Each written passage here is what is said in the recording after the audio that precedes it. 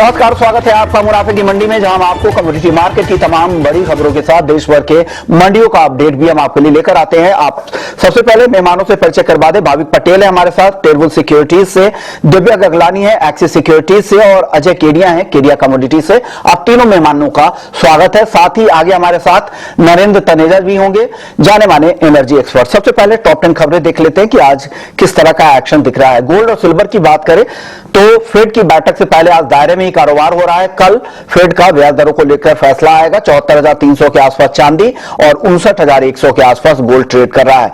Crude की रफ्तार बढ़ती जा रही है। हफ्ते भर में अब 5% की तेजी आ चुकी है। ब्रेंट $83 के ऊपर आ चुका है। नेचुरल गैस पिछले हफ्ते 7% तक की तेजी दिखी, आज 1% से ज्यादा मजबूत है। 225 रुपए के आसपास एमसीएक्स पर नेचुरल गैस ट्रेड कर रहा है। कॉपर 1% के आसपास की तेजी है, 735 रुपए के ऊपर है। चीन का फैक्टर यहां पर सपोर्ट कर रहा है। जिस तरह से वहां पे पॉलिसी सपोर्ट देने की तैयारी है ग्रोथ को लेकर, उससे मेटल को फायदा मिल रहा है। जीरे की बात करें तो आज दायरे में है, हल्की तेजी दिख रही है। 60,500 रुपए के ऊपर जीरा का वायदा ट्रेड कर रहा है। हल्दी में भी हल्की तेजी है, 12,900 के आसपास। धनिया शुरुआती तेजी अब गायब हो गई है, अब 7,800 के आसपास है। अब हल्की कमजोरी दिख रही है। हालांकि जो आंकड़े हैं वो काफी सपोर्टिव है, रिकॉर्ड एक्सपोर्ट से सपोर्ट मिल रहा है। गेहूं में अब तेजी बनती दिख रही है। यूएस में $7.3 के ऊपर पहुंच चुका है और हफ्ते भर में 15% का उछाल गेहूं के दाम में आ चुके हैं। शुगर आइस पर 26 सेंट के करीब है। क्रूड में तेजी से सपोर्ट मिल रहा है। मानसून की चाल भी एक बार देख लेते हैं कि मानसून की चाल अब तक किस तरह की रही है। तो मानसून देश भर में अब तक सामान्य से 5% ज्यादा बारिश हुई है और कल देश भर में 39% ज्यादा बारिश हुई थी। यूपी को छोड़ उत्तर पश्चिम भारत में अब तक भारी बारिश हुई है। मध्य भारत और मध्य भारत में भी अब तक अच्छी बारिश हुई है, लेकिन पूर्वी और उत्तर पूर्व भारत में सूखे की स्थिति बनी हुई है। आज कहां बारिश हो सकती है तो वो आंध्र प्रदेश को लेकर, तेलंगाना, महाराष्ट्र, तटीय कर्नाटक और केरल को लेकर बारिश का अनुमान है। साथ ही गुजरात, मध्य प्रदेश, दक्षिण पूर्वी राजस्थान, यूपी, बिहार, हिमाचल प्रदेश, उत्तराखंड, दिल्ली, पंजाब, हरियाणा और पश्चिम बंगाल में आज बारिश का मौसम विभाग का अनुमान है। अब तक सबसे ज्यादा बारिश कहां हुई है तो बड़े राज्यों में गुजरात, जहां पर सामान्य से अब तक 95% ज्यादा बारिश हुई है। राजस्थान में 88% ज्यादा, जबकि पंजाब में 52 और हरियाणा में 50 और दिल्ली में सामान्य से 46% अब तक ज्यादा बारिश हुई है। कम बारिश वाले राज्य हैं उसमें झारखंड सबसे टॉप पर है। सामान्य से यहां पर 44% कम बारिश हुई है। बिहार में सामान्य से 43% कम, केरल में 36% कम और यूपी में अच्छी रिकवरी के बाद फिर से यहां पर डेफिसिट की स्थिति बन गई है। 9% कम बारिश हुई है। ये चलिए अब बात कर लेते हैं कच्चे तेल की। हमारे साथ नरेंद्र तनेजा जी भी हैं। तनेजा जी, सीधा सवाल आपसे क्रूड पर ही करेंगे। बताइए क्या हो रहा है सर? कच्चे तेल के दाम तो धीरे धीरे लगातार ऊपर की तरफ ही जा रहे हैं। $83 के पार अब ब्रेंट निकल चुका है। अब कौन कौन से नए लेवल ऊपर की तरफ देखने को मिल सकते हैं? देखिए, बिल्कुल आपने सही कहा कि थोड़ा सा ऊपर की तरफ गया है, लेकिन मुझे लगता नहीं है जो डिमांड का जो लैंडस्केप है, जिस जब देखते हैं कि भाई डिमांड में कोई खास बढ़ोतरी हुई है, वो तो भूल रही है। और चाइना की अर्थव्यवस्था जो है उनका, चूंकि चाइना बहुत बड़ा आयात है और भुगता भी है, तो वहां से कोई ऐसा डेटा निकल के नहीं आता है जिससे ये समझ में आए कि भाई आने वाले समय में वहां डिमांड भी बढ़ जाएगी। और भारत में भी मानसून, भारत भी बहुत बड़ा बाजार है, मानसून में थोड़ी मांग में कमी आ रही है क्योंकि मूवमेंट जो है उसमें थोड़ा दिक्कत होता है। ट्रांसपोर्ट जो है उसकी डिमांड थोड़ी सी कम होती है। तो कुल मिलाकर के मुझे लगता है कि ठीक है, ATC गया है, ये उनका असेसमेंट है, ये सप्लाई साइड के कंसर्न्स हैं, अमेरिका के जो रिजर्व्स की बात है, इनसे सारे को लेकर के। दूसरी तरफ सऊदी अरब और रूस दोनों कोशिश कर रहे हैं तेल की कीमत ऊपर जाए। दोनों को पैसे की जरूरत है और दोनों को मानना है कि $80 पर बैरल लाना चाहिए।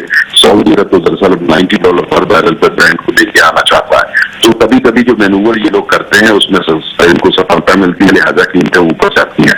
सेंटिमेंट्स मैनिपुलेट करते हैं, जियो पॉलिटिक्स को ओवर रिएक्ट करते हैं, साथ में जो डिमांड का जो पिक्चर है उस पर जो है वो बढ़ा के बताते हैं। सप्लाई कंसर्न्स को लेकर के बाजार में तनाव पैदा करने की कोशिश करते हैं, उसका कई दफे ये नतीजा होता है ऊपर जाती है। लेकिन मुझे कोई वजह नजर नहीं आती कि जिस दाम पे आप पहुंचा हुआ है वहां वो टिक पाएगा, नीचे आएगा।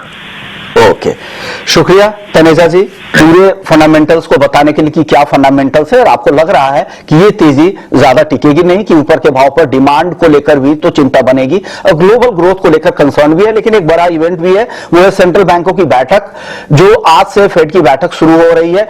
केडिया जी क्या लग रहा है, कच्चे तेल की चाल आगे आपको किस तरह की दिख रही है? क्या यहां से और तेजी बाकी है या अब मुनाफा वसूलने का वक्त आ गया है? जो ट्रेडर्स हैं एमसीएक्स पर, उनको क्या सलाह देंगे केडिया जी अब? वेरी गुड मॉर्निंग विश्वमोहन जी। डेफिनेटली अगर हम देखा जाए तो मार्च से लेकर अगर आप जुलाई के स्टार्टिंग तक देखेंगे तो मार्केट एक सीमित दायरे में ट्रेड कर रहा था, चाहे हम ब्रांड की बात करें चाहे डब्ल्यूटीआई की बात करें। बट जिस वॉल्यूम से हमने पिछले 2 सेशन में मार्केट में ब्रेकआउट आते हुए देखा, हमें लगता है डेफिनेटली 85 का लेवल आराम से ब्रांड टेस्ट करता हुआ दिखाई देगा, जबकि डब्ल्यूटीआई में भी हम देख रहे हैं कि 82 तक का लेवल देखने मिल सकता है, 81 82 के में, बिकॉज अब सप्लाई कंसर्न। कल रात को हमने चाइना से कुछ पॉजिटिव अपडेट आते हुए देखे, जिसके बाद बेस मेटल में जो गेन्स आया है उसका भी एक सपोर्ट कच्चे तेल में मिलेगा। नो डाउट टेक्निकली देखा जाए थोड़ा ओवरबॉट जरूर है, जिसकी वजह से घबराहट जरूर है। बट एक तरफ आप देखिए जुलाई और अगस्त में ओपेक प्लस में हमने प्रोडक्शन सऊदी से कट होते हुए देखा है, एक्सपोर्ट में कटौती होते हुए देखी है, और जिस ढंग से सेंट्रल बैंक कोशिश करी इकोनॉमी को पटरी पर लाते हुए, मुझे लगता है तेजी कायम रहेगी। बट टेक्निकली मार्केट थोड़ा सा एक ओवरबॉट होने की वजह से एक घबराहट जरूर है। बट ओवरऑल मुझे लगता है अगर डोमेस्टिक मार्केट की अगर बात करें आज के ट्रेड सेटअप की, तो मुझे लगता है कि 6420 पे लेके चलिए, 6600 का इमीडिएट टारगेट रहेगा। बट ओवरऑल अगर ये 6600 का लेवल तोड़ता है तो 6850 तक का भी लेवल हम देख पाएंगे। फेड की जो मीट है कल, वहां से कुछ अच्छे आउटकम्स और आने की उम्मीद है। चलिए अब कच्चे तेल पर दिव्या आप बताइए, आपको क्या लग रहा है, कोई ऑप्शन में ट्रेड है क्या? 6500 के स्ट्राइक की कॉल ऑप्शन खरीदनी चाहिए क्या, आपको लग रहा है? गुड मॉर्निंग विश्वमोहन जी। कच्चे तेल की मैं बात करूं तो लास्ट 3 दिन में हमें एक अच्छी रैली देखने मिली, प्राइसेस मोर देन 4% ऊपर थे। ओपेक प्लस कंट्री ने जो मेजर लिया प्रोडक्शन कट करने का, तो उसके प्राइस को अच्छा सपोर्ट मिला। और यस्टरडे चाइना ने जो मेजर लिया प्रॉपर्टी मार्केट बूस्ट करने का, उसका भी हमें एक पॉजिटिव आउटकम देखने मिला कच्चे तेल के अंदर। कल के सेशन में कच्चे तेल ने एक टेक्निकल ब्रेकआउट दिया 6330 के ऊपर, उसके बाद हमें एक अच्छी रैली देखने मिली। तो ओवरऑल जो टेक्निकल स्ट्रक्चर है और जो फंडामेंटल्स है वो प्राइसेस के लिए पॉजिटिव है, तो हम बाय ऑन डिप्स करके चल सकते हैं। 6500 का कॉल ऑप्शन है वो 170 के अराउंड बाय करे, स्टॉप लॉस हम 140 का रखे और टारगेट ऊपर में 210 का मेंटेन करें। तो 6500 के स्ट्राइक की कॉल खरीदना है 170 पे 210 के टारगेट के लिए, तो दिव्या की ये सलाह ऑप्शन में। भाविक आप किस तरह से ट्रेड की सलाह देंगे? क्रूड में किस तरह से ट्रेडिंग रणनीति बनानी चाहिए और इस तेजी को किस तरह से प्ले करें? गुड मॉर्निंग विश्वमोहन जी। जैसे अभी हमने सुना कि एक टेक्निकल ब्रेकआउट भी हुआ है, क्योंकि बहुत टाइम के बाद अगर हम देखें तो 200 दिन के मूविंग एवरेज के ऊपर पहली बार क्रूड ने क्लोज दिया है, और ओवरऑल अभी भी अगर फंडामेंटल्स देखें तो पॉजिटिव है। हाँ, हालांकि थोड़ी वैल्यू जरूर से ओवर स्ट्रेच है, बट यहाँ से अभी कोई रिवर्सल डायरेक्शन दिख नहीं रहा, कोई इंडिकेटर आ नहीं रहा। आई थिंक हम फ्लो के साथ ही जाएंगे कि जहां पे ट्रेंड पॉजिटिव है तो बाय डिप्स की स्ट्रेटेजी रखनी चाहिए। ओवरऑल आई थिंक 6400 के करीब अगर आता है तो बाय कर सकते हैं 6520 के टारगेट के लिए, और इंट्राडे स्टॉप लॉस रख सकते हैं 6320 का। तो ये क्रूड को लेकर राय बनी है, लेकिन अब गोल्ड और सिल्वर की बात कर लेते हैं। चाल अगर आप देखें तो आज दायरे में ही है, हल्की तेजी दिख रही है। कल के सत्र में दबाव दिखा था दोनों ही काउंटर में, चांदी में तो गिरावट 800 रुपए से ज्यादा की थी कल, लेकिन आज दोनों ही काउंटर तेजी के साथ कारोबार कर रहे हैं। केडिया जी, एक अहम हफ्ता है, फेड का फैसला आना है कल, ईसीबी का फैसला आना है, क्या लग रहा है किस तरह से रणनीति बनानी चाहिए? क्या रेंज देख रहे हैं आप इस हफ्ते क्रूड, ये गोल्ड की और सिल्वर की? देखिए, सोने चांदी में अगर हम परफेक्टली बात करें तो ईयर एंड तक, जैसे हमने सेंट्रल बैंक्स के भी हम इन्वेस्टमेंट बैंकर्स या हमारा भी जो व्यू है वो डेफिनेटली पॉजिटिव है, जहां पे नया हाई गोल्ड में लगता हुआ दिखाई देगा, और चांदी में भी लगभग हम देख रहे हैं $30 का लेवल दिखेगा। अब लेकिन डॉलर इंडेक्स को अगर हम देखते हैं तो एक अच्छी खासी गिरावट 9950 का बेस बना के अब रिकवरी कर रहा है। तो मुझे लगता है फेड की मीट से पहले मार्केट एक सीमित दायरे में ट्रेड करता हुआ दिखाई देगा, दबाव में रहेगा, जो कल के सेशन में भी हमने दबाव मार्केट में बनते हुए देखा था। तो ओवरऑल मुझे लगता है थोड़ी बहुत वीकनेस जरूर है मार्केट में, बट ये सस्टेनेबल नहीं रहेगी। लॉन्ग टर्म व्यू अभी भी तेजी का है, तो बाय ऑन ड्रॉप की रणनीति बना के ट्रेड कर सकते हैं। आज मार्केट काफी सुस्त रेंज में ट्रेड करता हुआ दिखाई दे रहा है टाइमिंग, तो मुझे लगता है कि आज दिन के सेशन में तो मार्केट काफी सुस्त रेंज में रहेगा, जहां पे हमको सोने में लेके ट्रेड किया जा सकता है। ओवरऑल हमें लगता है कि अपसाइड आज के लिए लिमिटेड रहेगा, तो 58,800 के करीब आए तो लेना चाहिए, अदर अदरवाइज मॉर्निंग सेशन में 59,200 इज गुड, क्योंकि कल भी हमने देखा था ये लेवल से एक बिकवाली है, तो 59,200 पे बेचिए, 59,400 का स्टॉप लॉस रखिए, 58,800 का टारगेट जब हो जाता है वहां से फिर बाइंग इनिशिएट करके चला सकते हैं। बाकी दिन में मार्केट में दबाव रहेगा, चांदी के अंदर भी ऐसा ही हाल रहेगा, मार्केट हाई लेवल पे थोड़ा दबाव रख सकता है फेड की मीट से पहले।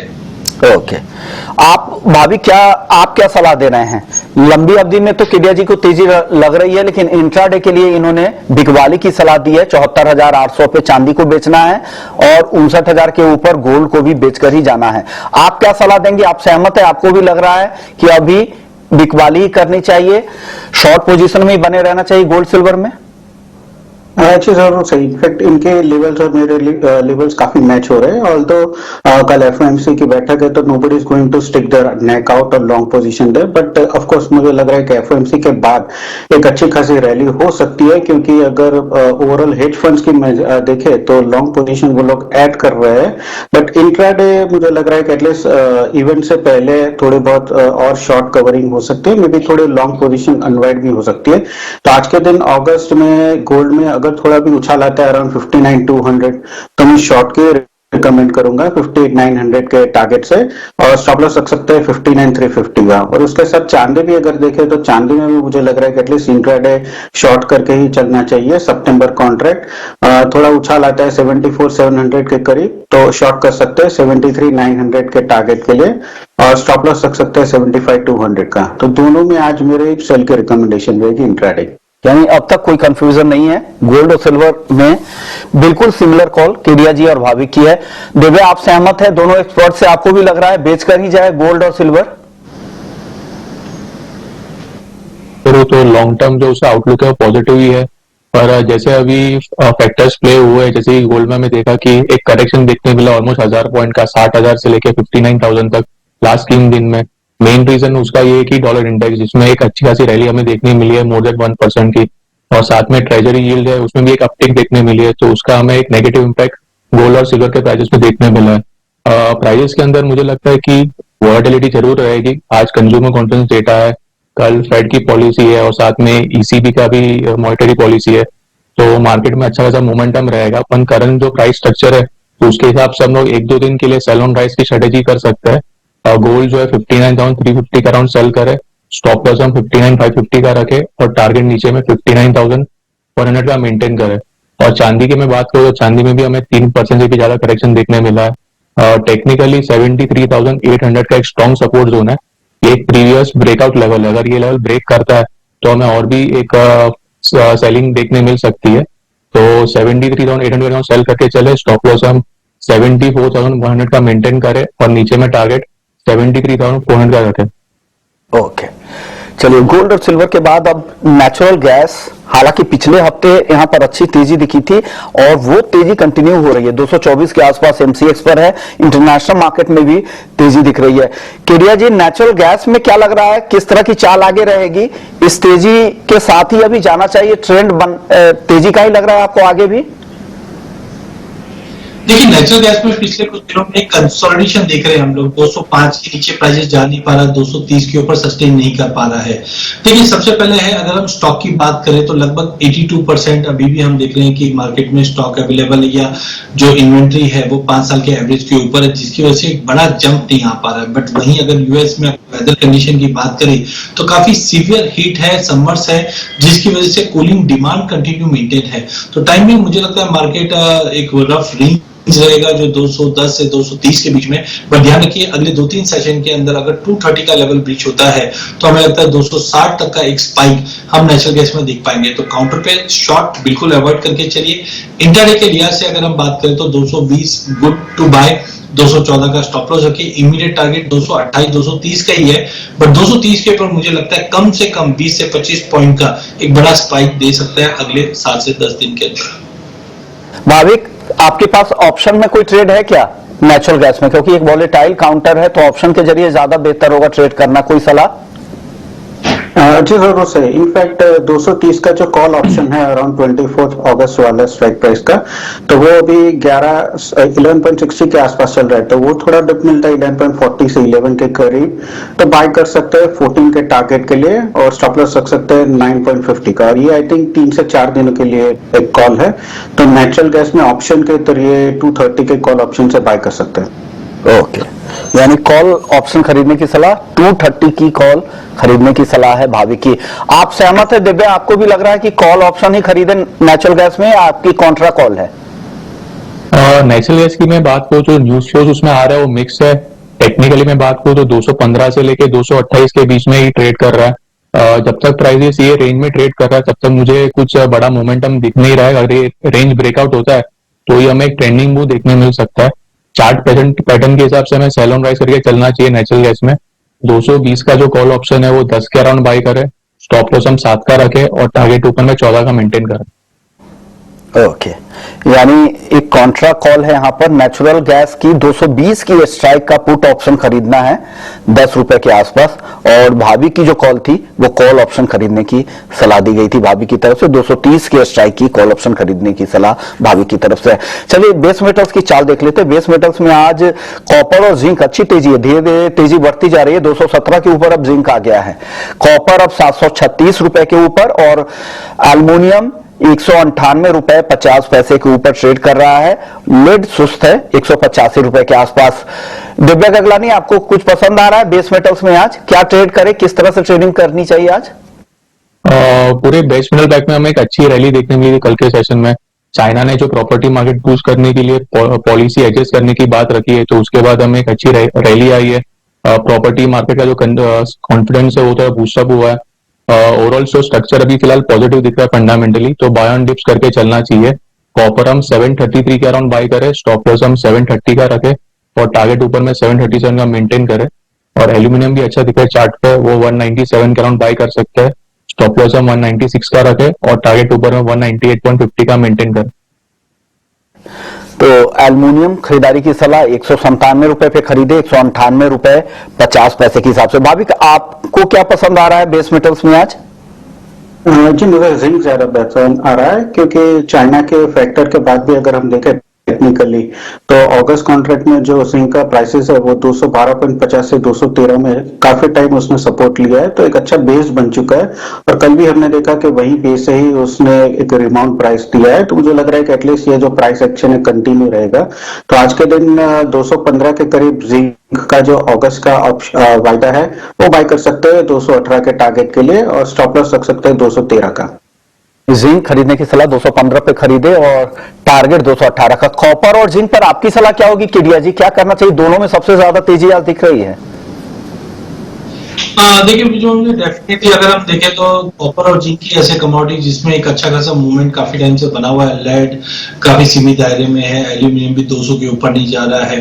तो आई थिंक कॉपर की अगर बात करें अगस्त वायदे की, तो हमें लगता है कल रात को जो प्रॉपर्टी मार्केट में लेकर चाइना ने कुछ स्टिमुलस की घोषणा की और आगे भी उम्मीद है कि अगले 7-8 दिन के अंदर रेट कट या और कोई अपडेट आएगा तो पूरे बेस मेटल को सपोर्ट मिलेगा।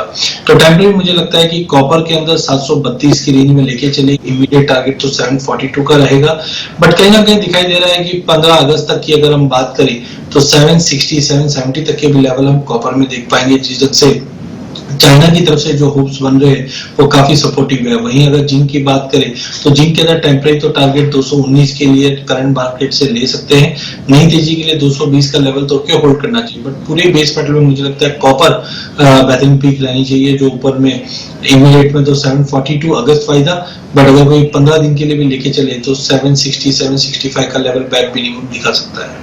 कॉपर 219 के टारगेट के लिए और कॉपर 742 के टारगेट के लिए और जिंक 219 रुपए के टारगेट के लिए आप खरीद सकते हैं। चलिए एग्री मार्केट का रुख कर लेते हैं। ग्वार पर सबसे पहले बात कर लेते हैं। ग्वार में आज शुरुआती तेजी के बाद अब दबाव दिख रहा है। ग्वारगम का वायदा 12,200 के आसपास आ गया है, 4.5% से ज्यादा की गिरावट। ग्वार सीड 6,000 के नीचे, यहां भी 4.5% की गिरावट दिख रही है। भाभी क्या लग रहा है ग्वार सीड और ग्वारगम में क्या करना चाहिए अब? देखिए अभी भी ट्रेंड तो पॉजिटिव है, तो मुझे नहीं लग रहा कि ज्यादा करेक्शन हो सकता है। मे बी शायद टेक्निकल थोड़ा करेक्शन आ सकता है, बट वही करेक्शन पे बाय एंड डिप्स की स्ट्रेटेजी रखनी चाहिए, ना कि यहाँ से नई शॉर्ट करनी चाहिए। तो गुआर सीड में अगर अगस्त में 5900 से 5080 के करीब आता है तो मैं लॉन्ग के रिकमेंड करूंगा 6100 के टारगेट के लिए, और स्टॉप लॉस रहेगा 5800 का। ये 1 से 2 दिन का कॉल है। ओके, गुआर पर आपकी राय क्या है केडिया जी, क्या करना चाहिए, क्या लग रहा है, और किस तरह की रिपोर्ट आ रही है अब तक सोइंग की राजस्थान से? देखिए सोइंग में अभी भी डेटा काफी आने बाकी है, बट जिस ढंग से बेमौसम बरसात, बेमौसम तो नहीं बोलेंगे बट हाँ बरसातें जिस ढंग से हुई है ये कहीं ना कहीं एक कंसर्न दे रहा है ग्रोथ को लेकर, और साथ में शिफ्टिंग भी हमने दूसरे क्रॉप पे आते हुए देखी है। वहीं एक्सपोर्ट की डिमांड कंटिन्यू प्रबल रहने की उम्मीद है, जो प्राइसेस को सपोर्ट करेगा। बट टेक्निकल ग्राउंड पे जब हमने पहले भी कहा था कि 5850 एक की रेजिस्टेंट है, अगर प्राइसेस इसको लेवल तोड़ देता है तो इमीडिएट टारगेट हम 6150 और अगस्त मिड तक हम 6400 का लेवल देख पाएंगे। बट टेक्निकल चार्ट्स पे एक कप एंड हैंडल फॉर्मेशन भी हुआ है, और जो बता रहा है कि 6100 के ऊपर अगर गवार शीट जाती है तो कहीं ना कहीं हम 6400 प्लस की भी टारगेट कर सकते हैं। वहीं गवार गम में भी अगर देखें तो तेजी बनी हुई, क्योंकि गवार गम गवार शीट रेशियो में एक अच्छा खासा पॉजिटिव मोमेंटम बना हुआ है, जो दर्शाता है कि गवार गम गवार शीट को आउट प्रोसीड करता हुआ दिखाई देगा। जहां पे हमें लगता है कि 11850 के ऊपर कंटिन्यू मेंटेन होने पे हम लगभग 12800 से 13000 तक का बैर मिनिमम लेवल गवार गम में भी देख पाएंगे। तो इंटरडे के प्रोस्पेक्टिव से भी बाय ऑन ड्रॉप की रणनीति बना के चलिए, बट अगर यहाँ से हफ्ता 10 दिन का व्यू लेके चलते हैं तो बिल्कुल गवार शीट गवार गम दोनों ही काउंटर में लेके चलिए। ओके, चलिए मसालों की चाल देख लेते हैं। हालांकि मसालों में शुरुआती तेजी के बाद अब धनिया और जीरा इन दो काउंटर पर दबाव दिख रहा है। धनिया फिसल के 7800 तक आ गया है, शुरुआती कारोबार में 7900 के आसपास ट्रेड कर रहा था, और जीरा 60000 के आसपास आ गया, यहां भी आधे % से ज्यादा की गिरावट है। लेकिन टर्मरिक की तेजी बनी हुई है। केडिया जी क्या करना चाहिए तीनों ही काउंटर में, क्या लग रहा है, कहां पर तेजी ज्यादा दिख रही है, कहां पर दबाव की संभावना है? देखिए पूरे मसाले पैक की अगर हम बात करें तो मार्केट मुझे लगता है कि पॉजिटिव जोन में ही है। नो डाउट एक वॉलेटिलिटी का ट्रिगर मार्केट में कंटिन्यू बना हुआ है, जिसकी वजह से तीनों कमोडिटी के अंदर हम आने वाले दिनों में और वॉलेटिलिटी बढ़ती हुई दिखेगी। खास करके सबसे पहले अगर जीरे की बात करें तो जीरे में हमने जैसे पहले भी कहा था कि मिड ऑफ अगस्त तक हमें तेजी लगती है, जो 64 से 65,000 का लेवल दिखा सकता है। करंटली प्राइसेस में बाय ऑन ड्रॉप की रणनीति बना के चलिए, 60,000 के नीचे होल्ड करता हुआ नहीं दिखाई दे रहा है। 60 के करीब लेके चलिए, 62,563 तक के धीरे धीरे करके तेजी बनेगी, बट 15 अगस्त तक तेजी। वहीं अगर हल्दी की बात करें तो हल्दी में भी हमने एक अच्छी खासी तेजी बनते हुए देखी। स्विंग में ड्रॉप है और डैमेजेस भी काफी रिपोर्ट हो रहे हैं, जिसकी वजह से प्राइसेस को एक अच्छा खासा गेन मिला है। एक्सपोर्ट की डिमांड भी कंटिन्यू मेंटेन है, तो हल्दी में भी मुझे लगता है कि प्राइसेस में नो डाउट एक बड़ी तेजी के बाद थोड़ा सा एक पुल बैक जरूर दिखाया है काउंटर, बट 12,000 के आसपास मिलने पे लेके चलिए। 13,200 का लेवल तोड़ने पे 13,500 तक के भी लेवल हम देख पाएंगे। आज थोड़ा सा एक ड्रॉप दिन के सेशन में दिख रहा जरूर है, बट 13,000 के करीब भी अगर लेके चले तो कोई बड़ा रिस्क नहीं है। वहीं धनिया की अगर बात करें तो कैरियर स्टॉक काफी ज्यादा होने की वजह से ये उम्मीद है कि हाई लेवल पे कुछ प्रॉफिट बुकिंग देखने मिल जाएगा, पर जिस वॉल्यूम के साथ कल हमने 7750 का लेवल टूटते हुए देखा है, अगला टेक्निकल लेवल जो दिखाई दे रहा है वो 8150 का आ रहा है। लगभग 65% अराइवल मंडियों में आ चुकी है, जिसकी वजह से कोई बड़ा रिस्क दिखाई नहीं दे रहा है। नो डाउट सितंबर में हम देख रहे हैं कि एफईडी का माल मार्केट में आएगा, जिसकी वजह से एक प्रॉफिट बुकिंग हिट कर सकता है, बट ओवरऑल मुझे लगता है कि करंट लेवल से भी अगर लिया जाए 7750 के करीब तो इमीडिएट टारगेट 8,000 के करीब 7,950 का रहेगा, बट शॉर्ट तीनों ही कमोडिटी में टाइमिंग नहीं करना है। चलिए, तो ये रहा है मसालों को लेकर पूरा आउटलुक केडिया जी ने बता दिया। अब आगे बढ़ते हैं और एक और अहम खबर है वो राइस को लेकर कि एथेनॉल बनाने वाली डिस्टिलरीज को एफसीआई से चावल सप्लाई पिछले एक हफ्ते से बंद है। इससे करीब 100 डिस्टिलरीज पर संकट छा गया है, क्योंकि अगर एथेनॉल उत्पादन बंद करती हैं तो उनके जो कारोबार पर काफी असर होगा, और एफसीआई इन्हें 2,000 रुपए यानी 20 रुपए प्रति किलो के भाव पर चावल की सप्लाई कर रही थी, वो चावल सप्लाई बंद हो गए हैं। 34 लाख टन सरकार ने 2022-23 के लिए चावल की सप्लाई इन डिस्टिलरीज के लिए तय कर रखा था टारगेट को, लेकिन उस टारगेट से अभी काफी कम यानी सिर्फ 14 लाख टन की ही सप्लाई हुई है। केडिया जी इस खबर को कैसे देख रहे हैं? क्या वाकई चावल के प्राइस को लेकर चिंता लग रही है, इसलिए सरकार इस तरह से फैसले रही है? पहले गैर बासमती चावल के एक्सपोर्ट पर पाबंदी लगाई गई, और अब इस तरह के फैसले की एथेनॉल उत्पादन वाली जो डिस्टिलरीज है उनको भी अब सप्लाई बंद कर दी गई है। हाँ बिल्कुल, ऑलरेडी हमने देखा इसी चीज को गवर्नमेंट ने भापते हुए पहले से ही काफी स्टेप्स लिया है। इनफैक्ट खास करके हमने जो 2-3 दिन पहले एक अपडेट आते हुए देख रहे हैं कि यूएस साइड में ऑलरेडी हमने काफी ज्यादा ग्लोबल मार्केट में ही पूरा कंसर्न देखा है। तो गवर्नमेंट ने इस चीज को वापस देखते हुए जो स्टेप्स लिए हैं और खास करके एथनॉल के लिए जो चावल की सप्लाई है, ये कहीं ना कहीं एक कंसर्न रहेगा, बिकॉज जिस दिन से कच्चा तेल बढ़ रहा है, एथनॉल और बायोफ्यूल की जो डिमांड है वो बढ़ती हुई दिखाई देगी। तो टाइमिंग मुझे लगता है कि भाव में तेजी देखने मिल सकती है। गवर्नमेंट ने इसी चीज को भापते हुए काफी एक्शंस पहले भी लिए है, बैन ऑफ एक्सपोर्ट भी किया है, बट आई थिंक थोड़ा सा कंसर्न रहेगा और प्राइसेस में एक सपोर्ट हुआ दिखाई देगा। शुक्रिया केडिया जी आपका, भाविक आपका, दिव्या गगलानी आपका, आप लोगों ने वक्त निकाला। मुनाफे की मंडी में इतना ही, लेकिन ब्रेक के बाद जब लौटेंगे तो वायदा बाजार का पूरा एक्शन आपके लिए होगा।